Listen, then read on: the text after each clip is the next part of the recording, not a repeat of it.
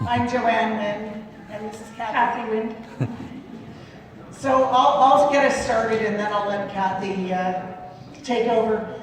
But our first point is we would like to move the conversation away from individual solutions and away from individual jobs and individual responsibility and move it towards a collective and public focus on corporations being held accountable, on collective solutions, development of the commons, of public goods, of common goods and collective goods. And we think that this is so far absent from the conversation here, and we would really like to see that become something that we talk about. Another thing that we talked about quite a bit was decolonization needs to be a central part of our analysis and our conversation, and that we can't assume that when people are talking about confronting capitalism that they are also confronting colonization, but we need to make sure that that is part of the thought process and the understanding is that decolonization is essential as well as confronting capitalism. Decapitalization. Decapitation. We also talked about the importance of a real ecological analysis, and that real ecological solutions demand a real ecological analysis, and that we should be letting ecological needs be our master, not the market. That enough of this, we need to do it because the market demands it, but that nature is our guide. And just because, along with that, we should understand that just because we don't pay the cost of something doesn't mean that there isn't a cost to it.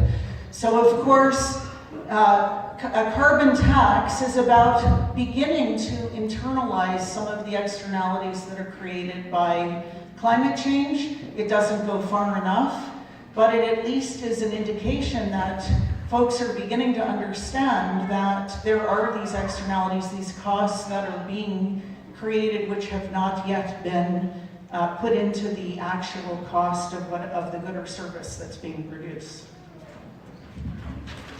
And another key idea was the getting away from growth and recognizing that enough actually is enough, and that we should support and build institutions and frameworks that are founded on the idea that enough is a good, an important and vital guide, and that also is a confrontation with capitalism, which is seeking to break down all barriers to accumulation and growth. Then we moved our attention to the fossil fuel industry, and we're saying that it extracts more than its fair share and generates more wealth for corporations than it does for people. And that was shown clearly in the statistics that we saw today. But we think that just looking at the numbers isn't enough. We need to look at the quality of social relations that are generated through oil and gas, and the impacts of the people who are working in those industries and the communities that are involved in oil and gas, and we find that those are also extremely serious. The fossil fuel industry is displacing other forms of economic activity, and the more space that fossil fuel extraction takes up, the less space there is for others, and we become more and more dependent on oil and gas. So we then kind of turned our conversation to how do we engage people who maybe aren't as wonky about this as we are. That, you know, we here are already engaged, committed. We're looking for solutions and trying to find ways to bring them about. We're looking for systematic change. But, you know, there's a lot of people that aren't thinking that way. And how do we bring people on board and help make them feel that this is something that is important and matters to them? And so we're looking at ways to make or demonstrate with concrete experience and lived examples of both the problem and the solution, and to build hope and get away from fatalism and hopelessness by maybe taking some actions. Well, I guess one big idea was that most of the greenhouse gases emissions are the responsibility of a very small number of polluters. And if we could attack those, it may not have a huge impact on other people's lives. So that might be a way to make it less scary to confront climate change. Thank you very much. Thank you. And I took notes for Team Muscle. I hope I did a good job capturing some of our conversation. We had a very good conversation. In terms of what messages we can share, one of the first ones we talked about was something that Joanne and Kathy just said, in a sense, helping people to imagine a better future and how this transition could lead to something that is inspiring and positive. Someone came up with a really creative idea for a campaign that would recognize people who are already sort of leaders or heroes in the realm of sustainability, we would call it something like the 7-generation heroes, people who are working today to thinking ahead 7 generations and really making a difference in their communities. We thought that in terms of messaging, emphasizing our province's untapped potential for renewable energy is a huge part of a kind of a positive and inspiring message that we can bring to people. In terms of building momentum and things that we can do concretely, we talked about raising our children well and educating them, because after all, they're the next generation of citizens and leaders. We talked about the need for democratic reform, including proportional representation, so that our political system is more responsive to what people really need. I know I'm very short on time, so I'm going to leave it there. Thank you. I had the privilege of working with a pretty awesome team and trying to summarize, I think, the most salient point that we had. So first,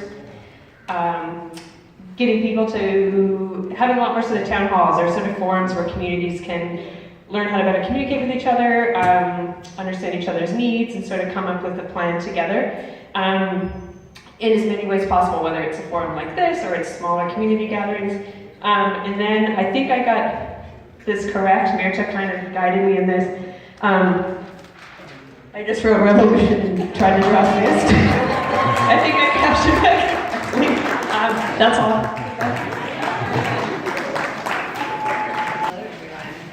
End of the day.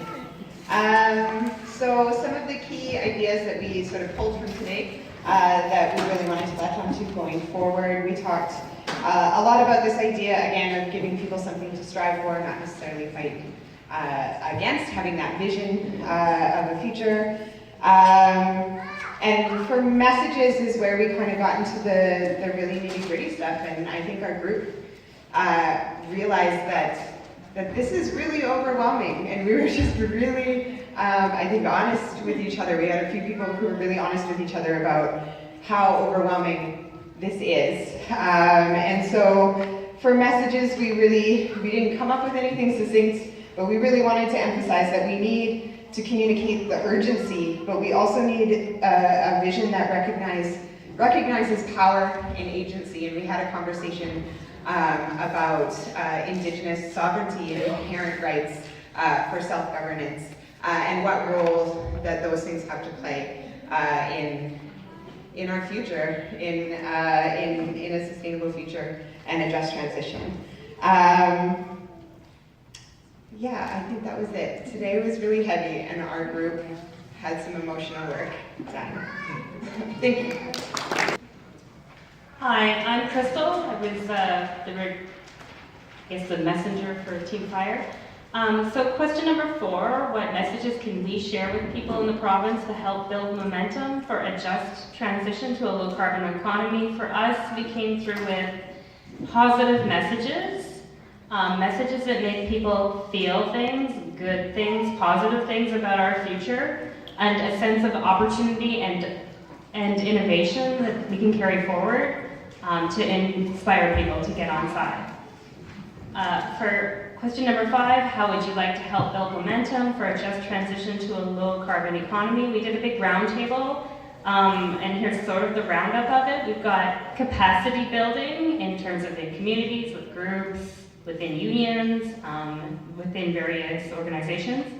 Having national conferences and events about a just transition, including right here in the province.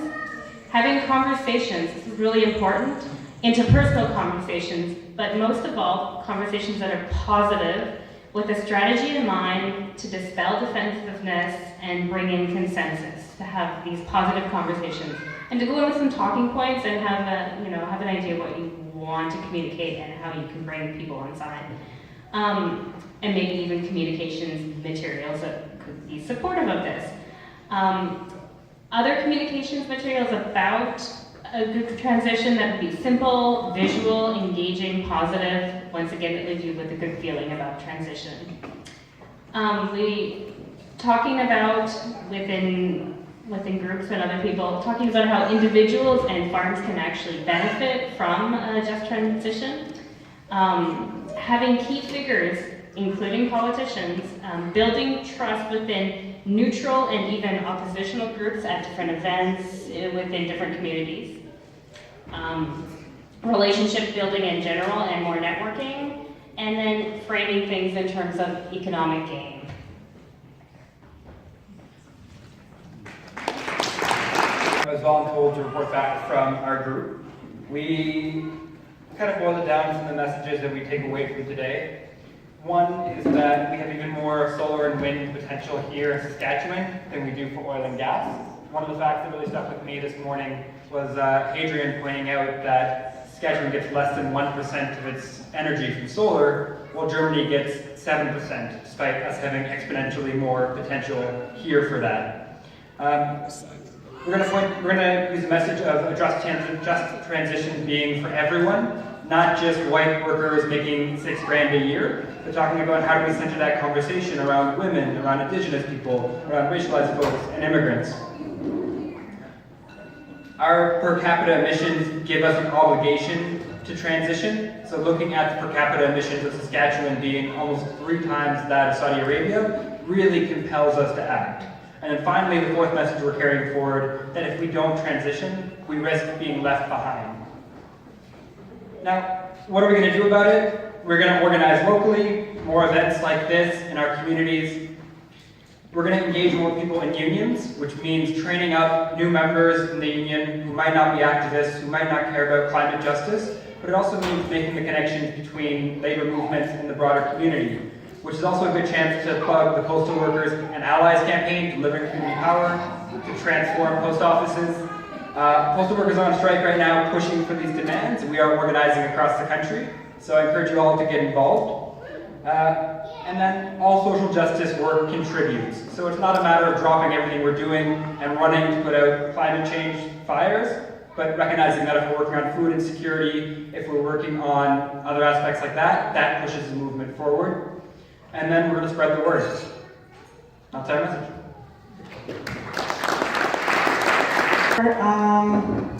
Some of our messages. We got accessibility and language reviews. I hear a theme with a lot of the other groups that have spoken already about learning how to have conversations. The idea was brought up of something called Climate Conversations that comes out of the UK, which is a 6-week program based out of the UK, addressing fear and denial and maybe addressing conversations where there might be defensiveness and creating a safe space for that.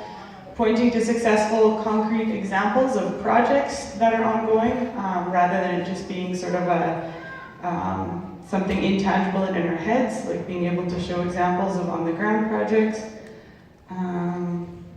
Going beyond human-centric messaging, and a number of Michelle's points from this morning were sort of aha moments, and the point about decolonization being an issue of mindset, shifting from dominion over to relationships of reciprocity. Let's see what else. got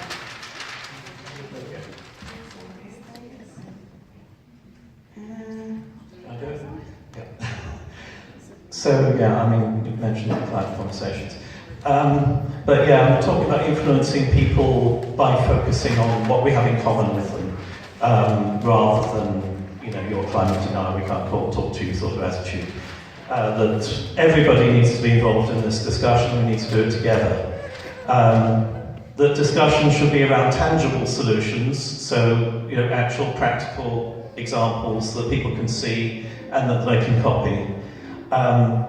Engaging Indigenous communities about solutions. So there's a lot of energy available once it's released to actually achieve that on reserve, for example. And we've done that. I mean, I think a lot of the initial discussion was around the issue of decolonisation and power dynamics that we see it actually everywhere in all three of the focus areas, in agriculture, in energy, and in labour relations.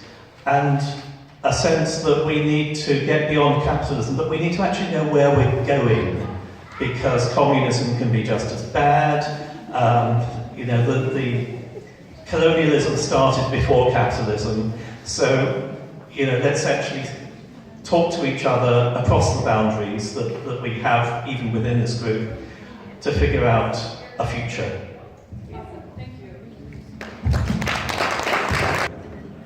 At Team Earth, we talked about how it's important for us to have better relations with Indigenous communities, to learn from their multi-generational knowledge of the environment. And then we discussed how there are so many different people here in Regina. We have a large influx of immigrants and Indigenous people, plus all the people who are here already. And so Regina has the chance to begin a transition and lead with the large group of community in a cold Western world with many Indigenous peoples. And reaching an agreement and talking and conversing with each other would allow us to serve as a leader for the world and for other nations who have had problems and have issues developing. And so we can go from coal, when the world sees how we learn to communicate with Indigenous people, and go from coal to solar, and just add all these things together, then we can make progress. That's about it. Thanks. We actually just got word from the caretaker that they're expecting us to be out of here immediately. So, well, I don't think, do we have 2 more groups? Do you think? Like 1 minute. Can you do it a minute? Okay. All right. One thing. So, I'm just gonna kneel. All right, we just recently went through a period where activists for decades were advocating for the legalization of marijuana, and the government finally got around to doing it. And we witnessed how in a lot of jurisdictions that rather phenomenal change put more money into private hands. And so while we're pushing for another radical change to the way that we live in this country, we should make sure that what we're doing is pushing for the infrastructure to be put in to public ownership through crowns, not through private ownership. So let's not let that happen a second time as we do this major change.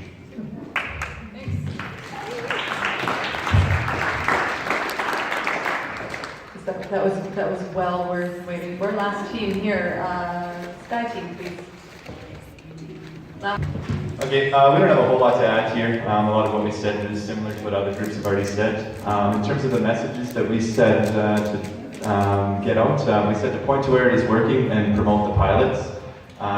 We said to track taxpayer dollars going into resource extractive sectors and show how those dollars could have been better used for just transition projects.